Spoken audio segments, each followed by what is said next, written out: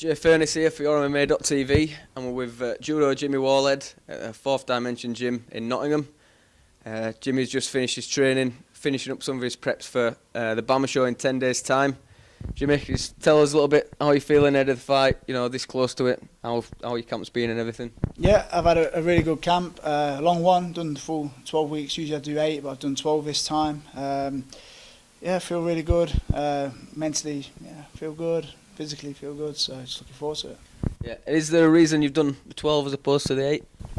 Well, sort of, I don't know, I mean, after my last fight, I broke my hand against Veach, and I just didn't want to not do nothing for ages. I stayed in the gym, I stayed busy with like working on my jab and footwork and whatever I could work. And then when the hand started feeling better, I just stepped it up, and before I knew it, the fight was offered, and it just sort of fell into the 12 week. You know, rather than having a bit of time off and coming back in, I just thought, you know what, I'll just see it through now and just done the whole thing really. Yeah, and like I say, you've last fought in March. You know, it's not too far away from March. You had a couple of years where you maybe weren't as active as you would have liked. You know, 1 or 2 fights a year. Is this a pattern you like to keep? You know, staying this active, keeping this many fights, few fights a year. Yeah, God willing, man. I'm getting older, mate. I know injuries and stuff. I'm always getting little niggles and stuff. I'd like to be more active this year. This was the goal this year, to do 3 or 4 fights. But like I said, I broke the hand after Veach. I would have, and obviously there hasn't been a BAMMA anyway. But if there had been a BAMMA and I wasn't injured, I would have liked to have done that. Yeah, but I'd like to stay more active now. Yeah, you know what I mean. Like I said, I've only probably got 5 years left. You know, 35's in my head where I'm thinking max. So yeah, I want to get as many fights in as I can really. Yeah. Obviously, you referenced the fight with Veach. You broke your hand in the last fight, but you know, good win. Submitted a UFC veteran. You know, obviously a tough guy. You know, looked really good in doing it.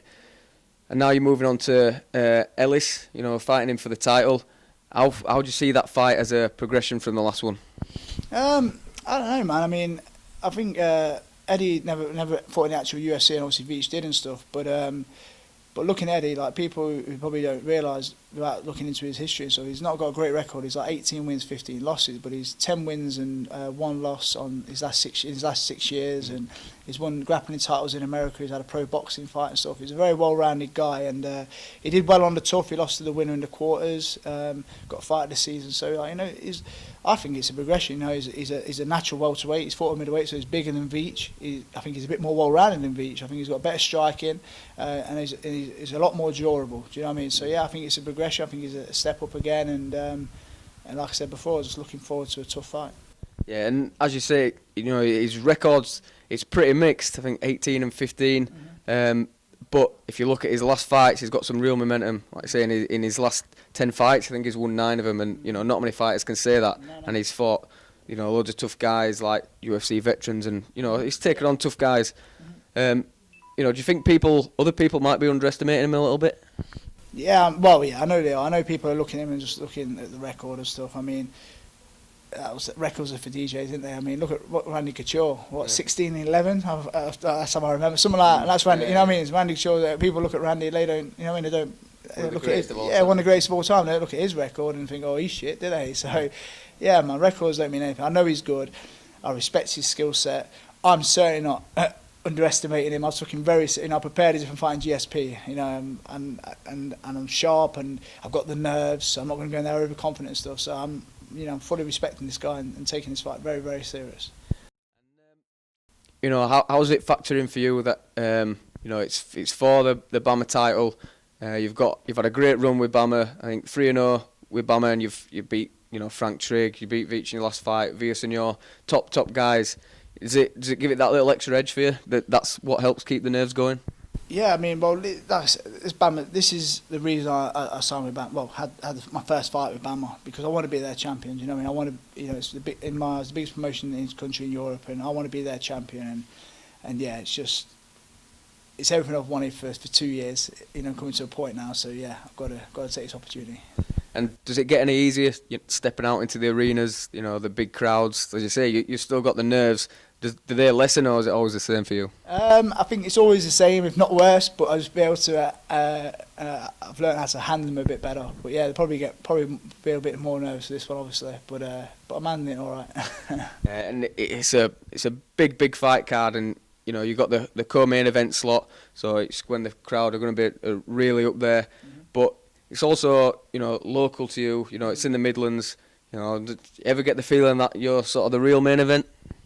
Yeah, a little bit maybe. Yeah, I mean, like in the Nottingham when I fought Willie Sonora, I won the fight and the place went mad, and then no one even stayed. Oh, no one was really bothered about Jimmy's fight out of all my lot. But yeah, I've got good support, and I've sold well over 100 tickets, and I know a lot of people are coming. Matt's fans as well, and he sold a lot of tickets, and Mahmood and his fans. So I know there's going to be like a lot of local support around here and stuff. So, but that's why I love fighting in BAMMA. Do you know what I mean? Like fighting in America, I didn't like it, and I wasn't strong enough mentally at the time to be doing it. But being here and having that support behind you, it certainly brings out the best in me, as I think people have seen. Do you know what I mean? I think my 3 BAMMA fights have been my best to date. So that's the main reason I love fighting in BAMMA for the fans. Do you feel like, you know, the BAMMA victories have, you know, added more to you? You know, obviously they've added to your resume, but more to you mentally. So should you be progressing anywhere else? Should you have another shot in America that you're a little bit more prepared for it? You know, with the wins you've got under your belt as well. Yeah, absolutely, man. I mean, yeah, massively. I mean, since I lost to Lyman Good, I basically changed everything. Every coach, nutritionist, everything, every mental and personal. I've had like a psychologist, you know, work all that side of my game. So it's a huge transformation. So basically, I lost the fight and spoke with the missus. It was either call it a day or give it the last throw of the dice and be all I can be in it. So right now, I'm ready to progress anywhere. I'm finally mature enough and know myself and know the sport and know everything to go wherever I can go. So, like I say, you and your missus decided last throw of the dice. You know, you say you win the BAMMA title this weekend. You know, what's the make or break point? You know, when do you realise that I'm going for it, or you know, that's it? Yeah, I don't know what about calling it a day and stuff. I mean, obviously you speak about it with the missus, so I'm not going to say if I lose this fight I call it a day. We've said, you know, it's time to call it a day if you keep losing, innit? You know, you lose a few in a row and you're doing your best and you're not falling to bits, then it's time to call it a day, innit? But right now I'm feeling really good. And I'm not even contemplating losing this fight. It's going to have to kill me. Do you know what I mean? Because this is what I've worked hard for 2 years. So, yeah, it's not thinking about it right now. You seem like really confident. You know, the wins have stacked up. You deserve to have the title with the wins you've got under BAMMA. You know, it's kind of, it might not come across on camera, but it's kind of radiating the confidence. Have you ever felt like this before? Have you ever been this confident before a fight? I don't know. Probably not. I don't know. I felt confident against Beach since the Lyman Good fight. Since I've been working the mental side of my game and got everything correct, like nutrition. I never used to like cut weight properly, and so I used to start. I mean, even like for the Good fight, I was in hospital the night before because my weight cut, my rehydration messed up. You know what I mean? I didn't really have the structure. Now I've got structure in every aspect you can imagine. It's structured. I just have to turn up now. I wake up in the morning and just do what, and then I've got people ring me every day to make sure I'm mentally right. Matt Walton rings me every day to make sure I'm focused, and you know what I mean, I'm just really blessed, man. Blessed to have some really, really amazing people around me and helping me out.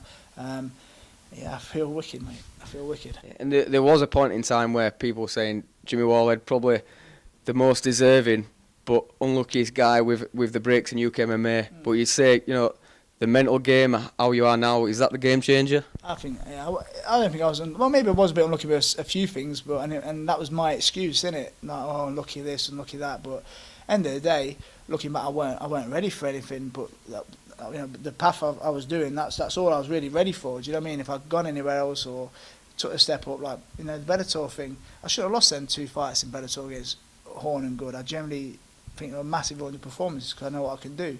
But that's what happened. I wasn't unlucky. I didn't perform. I didn't know me. I didn't understand myself. And that's what happened. But now, yeah, I understand everything about me. Not just in fighting, like, I understand me at last. You know, everything about my life, and I understand me. So I'm ready now. I'm ready now for whatever comes, you know what I mean? So I'm just really excited, just enjoying it, mate. Awesome. That's Jimmy Wallhead. Jim's going to be fighting for the welterweight title against Eddy Ellis at BAMMA in 10 days' time. It's going to be a good one. Make sure you tune in.